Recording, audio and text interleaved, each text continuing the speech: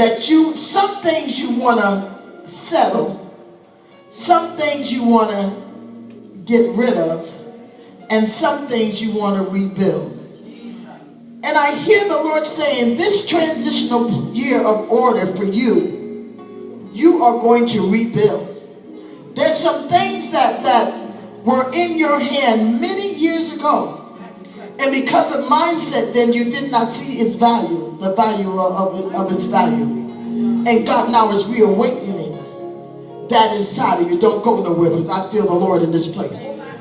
God told me that he's making some changes in your home. I don't know you, don't know nothing about you. Be honest, don't want to know you. Y'all know my line. I got 6 months to mind my business, and the other 6 months to figure out what I already mind. I ain't got time to go back trying to do yours. It's just too much. Your life living, trying to live your life with mine.